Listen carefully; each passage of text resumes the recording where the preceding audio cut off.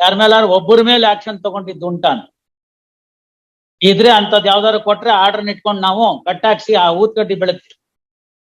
ಏನ್ ಮಾಡ್ತಿದ್ರಿ 61 ದಿವಸ ನೀವು? ಒಬ್ಬ ಮನುಷ್ಯನ ಸ್ವಾತಂತ್ರ್ಯವನ್ನ ಹರಣ ಮಾಡಿದ್ಮೇಲೆ ಕಾನೂನು ನಿಮ್ಗೆ 60 ದಿವಸ ಟೈಮ್ ಕೊಟ್ಮೇಲೆ ಚಾರ್ಜ್ ಶೀಟ್ ಹಾಕೋದಕ್ಕೆ ಏನ್ ತೊಂದ್ರೆ? ನೀವು ಹೋಗಿ ಹೇಳಿ ಅವ್ರು ಯಾರ ಮಾಡ್ಲಿಲ್ಲ ಅಂತಂದ್ರೆ ಬಂದ್ ಅಫಿಡವಿಟ್ ಹಾಕಿ ನಾ ಮಾಡಿದೀನಿ ಅಂತ ಹೇಳಿ ತಾವ್ ಅಫಿಡವಿಟ್ ಹಾಕಿ, ಮಾಡಲ್ಲ ಅಂದ್ರೆ ನೋಡೋಣ. ನಾವು ಕೆಲಸ ಕಳ್ಕೊಂಡ್ಬಿಡ್ತಾರೆ. ಕೋರ್ಟಲ್ಲಿ ತಾವ್ ಹೇಳಿ ಕೋರ್ಟ್ ನಲ್ಲಿ ನಾನಿದ್ದೆ, ನನ್ನ ಎದುರಿಗೆ ಈ ತರ ಆರ್ಡರ್ ಮಾಡಿದ್ದಾರೆ. HCGP, you communicate your counterpart. When the investigation agency has failed, it is your duty. You should go fairly and then say they are entitled for 167. Sir, allow. You tell your counterpart, ಯಾರಿದ್ದಾರೆ PP ನೋಡಿ, ನೀವು ಯಾರು ಮಾತಾಡಿದ್ರಿ ಅಯ್ಯೋಗ ಹೇಳಿ ಹೋಗಿದ್ದು ಮಾಡ್ಲಿ. ಇನ್ ನಾಳೆ ಏನಾದ್ರು ಕಂಪ್ಲೇಂಟ್ ಬಂದ್ರೆ ನಾನು ಸುಮ್ಮನೆ ಇರೋದಿಲ್ಲ. Not only against you but also against the concern judge. It is the indefeasible right. Honorable Supreme Court in the Constitution bench Uday Mohanlal Acharya way back has ruled it that when you fail to make a charge sheet, the person should walk out. 60 ದಿವಸ ನಿಮಗೆ ಸಮಯ ಇದೆ, ನೀವು ಮಾಡಿಲ್ಲ, ಏನ್ ಮಾಡಕ್ ಬರುತ್ತೆ? ಅಲ್ಲಿ ಇನ್ನೂ ಇದೆ ಬರೀವಾಗ, ಅಂತವ್ರ ಮೇಲೆ ಆಕ್ಷನ್ ತಗೊಳ್ಳಿ ಅಂತ ನಾವು ಹೇಳ್ಬೇಕು ಅಂತ. ನಿಮ್ಮ ಪ್ರಾಸಿಕ್ಯೂಷನ್ ಡಿಪಾರ್ಟ್ಮೆಂಟ್ ಇಂದ ನಮ್ಗೆ ಹೇಳಿ ಯಾರ ಮೇಲಾರು ಒಬ್ಬರ ಮೇಲೆ ಆಕ್ಷನ್ ತಗೊಂಡಿದ್ದು ಉಂಟಾನ್ ಇದ್ರೆ ಅಂತದ್ ಯಾವ್ದಾದ್ರು ಕೊಟ್ರೆ ಆರ್ಡರ್ ಇಟ್ಕೊಂಡು ನಾವು ಕಟ್ಟಾಕ್ಸಿ ಆ ಊದ್ಕಡ್ಡಿ ಬೆಳಗ್ತೀವಿ. ಏನ್ ಮಾಡ್ತಿದ್ರಿ 61 ದಿವಸ ನೀವು? ಒಬ್ಬ ಮನುಷ್ಯನ ಸ್ವಾತಂತ್ರ್ಯವನ್ನ ಹರಣ ಮಾಡಿದ್ಮೇಲೆ ಕಾನೂನು ನಿಮ್ಗೆ 60 ದಿವಸ ಟೈಮ್ ಕೊಟ್ಮೇಲೆ ಚಾರ್ಜ್ ಶೀಟ್ ಹಾಕೋದಕ್ಕೆ ಏನ್ ತೊಂದ್ರೆ? ಅವ್ರ ಮೇಲೆಲ್ಲ ಇದಾರೆ ಸೂಪರ್ವೈಸರಿ ಅಥಾರಿಟೀಸು, SP ಇದಾರೆ. ಕ್ರೈಮ್ ಮೀಟಿಂಗ್ ನಡೆಯುತ್ತೆ, ಪ್ರತಿ ತಿಂಗಳು ನಡೆಯುತ್ತೆ. SPP ಅವರೇ ಅದ್ರಲ್ಲಿ ಏನ್ ಮಾಡಿದ್ದಾರೆ ಅಲ್ಲಿ ಕೇಳ್ಬೇಕಲ್ಲ. ಅವರು SP ಅವರು ಕ್ರೈಮ್ ಮೀಟಿಂಗ್ ತೆಗೆದುಕೊಂಡಾಗ ಕೇಳ್ಬೇಕು, in how many cases in my district people have been enlarged on bail by resorting to 167(2) ಅಂತ ಕೇಳಿದ್ರೆ ಗೊತ್ತಾಗ್ಬಿಡುತ್ತೆ ಉತ್ತರ. ಅದಕ್ಕಿತ್ತು ಅಂತಂದ್ರೆ ಅವ್ರ ಇಮಿಡಿಯೇಟ್ಲಿ ಅವ್ರ ACR ಬರಿಬೇಕು, ಈ ಮನುಷ್ಯ ತನಿಖೆಯನ್ನ ಮಾಡೋದ್ ಬಿಟ್ಟು ವೃಥಾ ಕಾಲಕ್ಷೇಪ ಮಾಡಿದ್ರಿಂದ ಒಬ್ಬ ಆರೋಪಿ ಕಾನೂನಿನ ಕುಣಿಕೆಯಿಂದ ಸುಲಭವಾಗಿ ತಪ್ಪಿಸಿಕೊಂಡರು ಅಂತ. There are hundreds of cases which say that the bail under 167(2) is a backdoor method.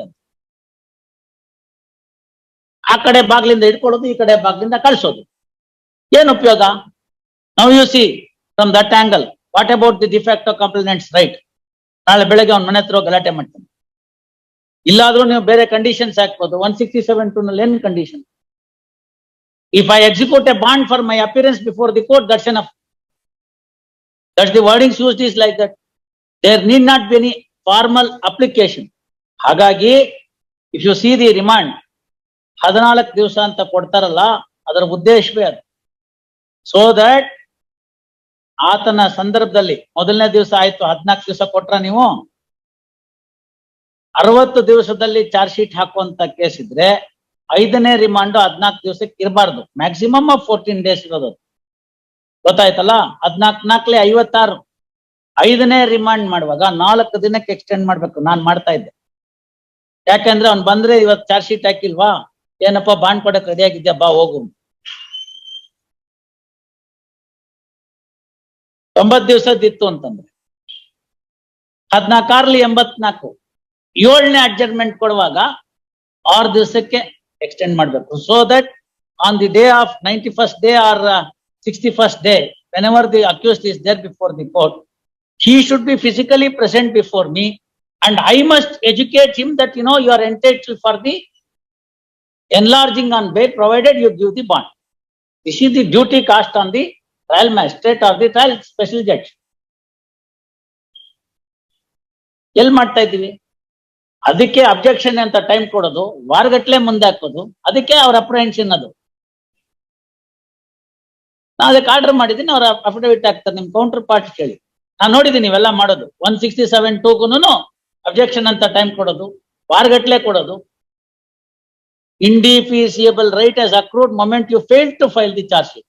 So much so that the application is earlier 167(2) and the charge sheet is later, then also it is not the compliance of section 167. ನಾವು ಅದಕ್ಕೆ ಏನ್ ಮಾಡ್ತಾ ಇದ್ವಿ, charge sheet ಬಂದ್ರೆ ಸಮಯ ಕೂಡ note ಮಾಡ್ತಾ ಇದ್ವಿ. ಎಷ್ಟೊತ್ತಿಗೆ ಹಾಕಿದ್ರು ಅಂತ ಅಪ್ಲಿಕೇಶನ್ ಎಷ್ಟೊತ್ತಿಗೆ ಹಾಕಿದ್ರು ಅಂತ. ಇಂತಹ ಸಂದರ್ಭಗಳಲ್ಲಿ ಇನ್ನೂ ಒಂದ್ ಹೇಳಿರ್ತೀನಿ, ತಿಳ್ಕೊಂಡ್ಬಿಟ್ಟಿರಿ. ಚಾರ್ಜ್ ಶೀಟ್ ನ ತಗೊಂಬಂದು ಚೇಂಬರ್ ಕೊಡಕ್ ಬರ್ತಾರೆ. ನಥಿಂಗ್ ಡೂಯಿಂಗ್, ಓಪನ್ ಕೋರ್ಟ್ ಅಲ್ಲಿ ಕೊಡುವುದು. ಒಂದೇ ಗ್ರೇ ಏರಿಯಾ ಇದೆ. If the charge sheet and 167 are simultaneously produced before the court, what will happen? Then 167 should fail because charge sheet is there. Suresh B. Kamchan. Simultaneously, ಈ ಕಡೆಯಿಂದ IO ನಿಂತಿದ್ದಾರೆ, ಅವ್ರು charge sheet ಹಿಂಗ್ ಕೊಡ್ತಾ ಇದ್ದಾರೆ. ಈ ಕಡೆಯಿಂದ ಡಿಫೆನ್ಸ್ ನವ್ರು ನಿಂತಾರೆ, 167 ಕೊಡ್ತಾರೆ. ಇದೆರಡರ ಮಧ್ಯೆ 1 ನಿಮಿಷ ವ್ಯತ್ಯಾಸ ಆಯ್ತು ಅಂತಂದ್ರು ಕೂಡ ನನ್ನ ಯಾವ್ದು ಮುಂಚೆ ಇರುತ್ತೋ ಅದಕ್ಕೆ ಹೋಗುತ್ತೆ. This is the position. It is as good as playing the chess. After the moment, I put the clock. Tick, tick, tick, tick, tick, tick. Time is over. You have not made the moment. You lost the game. You lost the game. Simple. That's the point. ನಿಮ್ಮನ್ನ ಹಾಕಿಲ್ಲ, ಇವತ್ತು ಹೋಗಿ counter part ಕೇಳಿ, ಈಗಲೇ phone ಮಾಡಿ ಹೊರಗಡೆ ಹೇಳಿ, ಕೋರ್ಟ್ನವ್ರು ಈ ತರ ಆರ್ಡರ್ ಮಾಡಿದ್ದಾರೆ, be careful, don't get into any other complications. You fail to prove. You fail to prove that he should be continued in the custody any longer. That's the point. ನಿಮ್ಗೆ 60 ದಿವಸ ಕೊಟ್ಟಿದ್ದೀವಿ, ಹಾಕ್ಲಿಲ್ಲ ಅಂದ್ರೆ ಏನ್ ಮಾಡ್ಬೇಕು? 10ನೇ ತಾರೀಕು produce ಮಾಡಿದಿರಿ, actual ಆಗಿ 8ನೇ ತಾರೀಕು ಕಸ್ಟಡಿಗೆ ತಗೊಂಡಿದ್ದೀರಿ. ಅವ್ರು ಅದನ್ನ ಹೇಳಿಲ್ಲ, because senior counsel knows that the court position that custody need not be arrested and whenever the remand, that is the date 10. ಇದು ಡೀಟೇಲ್ ಆಗಿ ಆರ್ಡರ್ ಬರ್ತಿದ್ದೀವಿ ಅವ್ರದನ್ನ. ಅವರು ಹನುಮಂತರಾಯರು, Shyam Sundar, It's a peculiar case. Yashodamma ಇಂದ ಹಿಡಿದು ಎಲ್ಲ ತೆಗೆದುಕೊಂಡಿದ್ದಾರೆ. Uday Mohan Lal Acharya, all these things discuss, Anupam Kulkarni, all these things were discussed in length.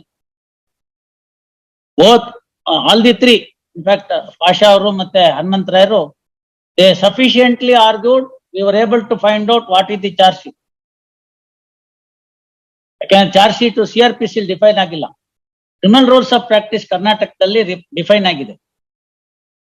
Final report is what is told. Charge sheet ಅನ್ನೋ ಪದ ಇರ್ಲಿಲ್ಲ. ಅದನ್ನೆಲ್ಲ ಬರೆದು ಏನಾಗುತ್ತೆ ಅಂತ ಹೇಳಿ, ಅಫ್ಕೋರ್ಸ್ ಅದ್ರಲ್ಲಿ ಚಾರ್ಜ್ ಶೀಟ್ ಹಾಕಿದ್ರು, ಒಂದು ಪ್ಯಾರಾಗ್ರಾಫ್ ಬರ್ದ್ಬಿಟ್ಟಿದ್ರು, 24, 25, ವಿ ನೀಡ್ ಫರ್ದರ್ ಇನ್ವೆಸ್ಟಿಗೇಷನ್ ಅಂತ. So the argument that was put forth was, it is a skeleton charge sheet only to deny my right under 167 to a stopgap or ad hoc charge sheet. Therefore, it is not a charge sheet in the eye of law. And further, you have not taken cognizance, therefore you don't have the power of remand. Detail order ಬಂದು ನೋಡ್ಕೊಳ್ಳಿ ಇದೆ, ಗೊತ್ತಾಯ್ತಲ್ಲ. So this court has spend sufficient time on 167(2). ಅವ್ರಿಗೆ indefeasible right ಅನ್ನೋದು ಎರಡು ಮಾತಿಲ್ಲ, ಅದನ್ನ ಒಪ್ಕೋಬೇಕು. ಕಾನ್ಸ್ಟಿಟ್ಯೂಷನ್ ಬೆಂಚ್ ಜಡ್ಜ್ಮೆಂಟ್ ಇವತ್ತಿಗೂ it holds the field and it must be respected in letter and spirit by all concern. So court is not, ಅವರು ಹೇಳ್ಬಿಡಿ ಮುಗಿಸ್ಕೊಳ್ಳಿ. If anything is there, kindly move an application even at 4:45 or 5 o'clock will pass orders. I don't think that ಇಷ್ಟೆಲ್ಲ ಹೇಳಿದ್ಮೇಲೆ ಏನು ತೊಂದರೆ ಆಗಲ್ಲ. Yes, all those things, sir. Yes, please.